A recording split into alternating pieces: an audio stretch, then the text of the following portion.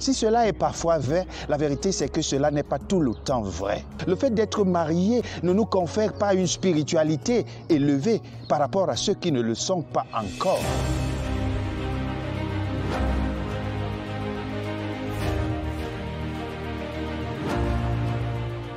Shalom et bienvenue dans ce média alors que nous prenons une nouvelle envolée spirituelle. Considérée comme une malédiction, comme une anomalie, comme le fait que quelque chose ne va pas dans notre vie, le célibat est devenu une probe pour ceux qui ne sont pas encore mariés. Beaucoup de jeunes filles sont stressées parce qu'elles n'arrivent pas encore à trouver leur conjoint. Beaucoup de jeunes gens sont également stressés parce qu'ils n'arrivent pas à trouver leur partenaire pour la vie. Ils ont tout essayé, ils ont tout tenté, mais ça ne marche pas. Par ailleurs, il y a d'autres qui ne se sentent pas poussés vers le mariage et qui pourtant, dans la société d'aujourd'hui, continuent à essuyer les moqueries et les railleries de plusieurs. Dans des postes d'administration, certains jeunes ne peuvent pas y accéder sous prétexte qu'ils ne soient pas encore mariés. Dans nos églises aujourd'hui, il y a certains postes privilégiés, certains privilèges qui ne sont pas octroyés aux personnes encore célibataires. Parce que se disent-ils, ces gens, qu'ils vivent dans la débauche et dans l'immoralité.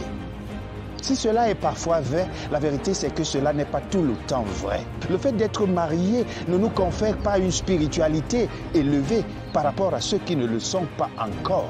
La parole de Dieu nous dit que nous devons arrêter de juger les uns les autres et nous intéresser à nous-mêmes.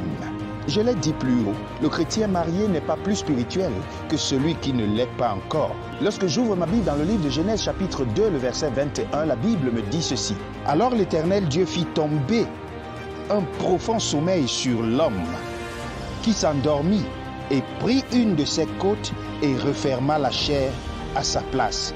L'Éternel Dieu forma une femme de la côte qu'il avait prise de l'homme et la mena vers l'homme. Waouh! Quelle révélation! Le Seigneur n'a pas besoin que nous l'aidions dans la réalisation de l'institution du mariage qu'il a créée. Oh, beaucoup de gens se battent à la recherche d'une femme dans les sites web et autres. Dieu a fait dormir Adam afin de lui donner une partenaire.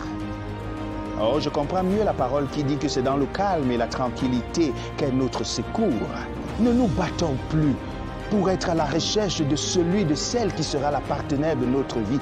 Dieu sait et au moment opportun, il nous donnera. Alors à la question de savoir, je suis célibataire, pasteur, dois-je m'inquiéter? Non.